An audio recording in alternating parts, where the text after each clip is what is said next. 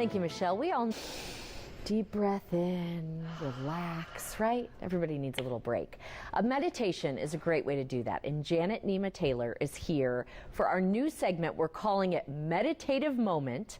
And the goal is to teach all of us when we can meditate, where we can meditate, just how we can all make it part of our life. Thank you so much for being here. You walk into the studio and it just feels calmer in here. Oh, you well, just I have that appreciate effect on people.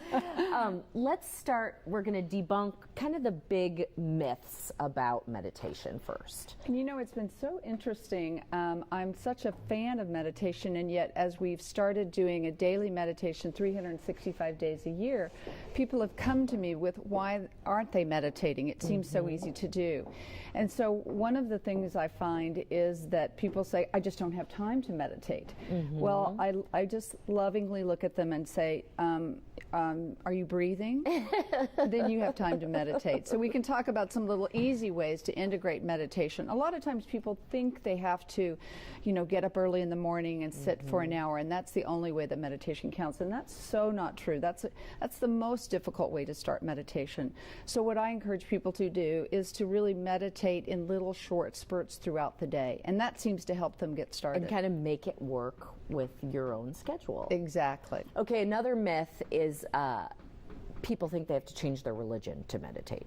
Yes, and there's been so much done now to secularize the process of meditation so that what you really get is the health benefits. It's not about any religion at all. It's really just about calming your mind.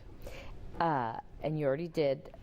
I have to stop thinking is another myth. Like people always feel, I feel like, we're all doing 40 things at once and I don't have time to just sit. Well, I thought it was interesting too. One of the earlier segments was the research that's been done on the fact that we think we're really good at multitasking, and it turns out that we're really not. So that multitasking actually makes us feel more stressed because we're trying to do multiple things at once, and our brains just aren't geared to do that. So one of the things we can do is to single task. But even in meditation, we're not trying to stop thinking. We're trying to change the way we interact with our thoughts. We say they're just like clouds floating by in the sky. Although I will tell you, one time I was giving this instruction and someone misunderstood me and they thought I said like clowns floating by in the sky. I said, okay, if you think of your thoughts like clowns floating by in the sky, that works as well. A little bit of distance, a little bit of perspective. Very good. All right, there's an easy way to remember one meditation process, and it's called peace. Tell us what that stands for. I like just having something simple that you can do anywhere you're at. You can be at your desk, you can be walking in the park. Doing it throughout the day actually helps it be integrated into your life more easily. So peace is 5 steps of meditation. The first is to prepare. We need to kind of get disconnected from our technology, just turn the phone off and be doing nothing but just sitting or just walking. The second is to exhale. There's some good research that shows that if we inhale to the count of 4, and we exhale to the count of 6, that taking a longer exhalation, that little step alone will start to lower your blood pressure. You do. You feel calmer. Just that little tiny thing. So that would be the E in peace. And that's 10 seconds. We all have 10 seconds. Yes, exactly. I say if you're not breathing, you don't need to learn how to meditate.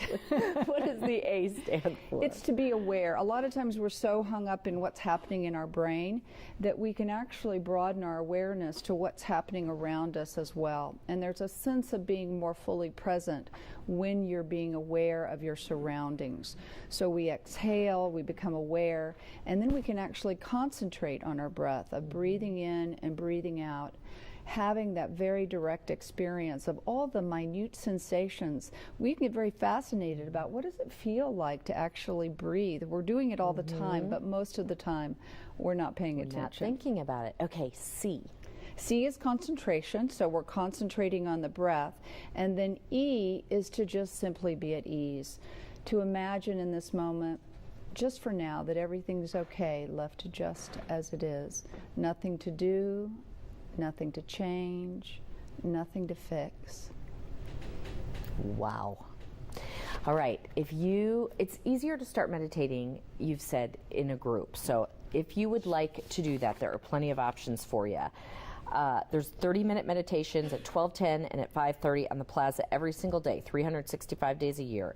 At 12:10 on Tuesdays, they're doing some meditation at Minds in Motions. That's a yoga studio in Leawood.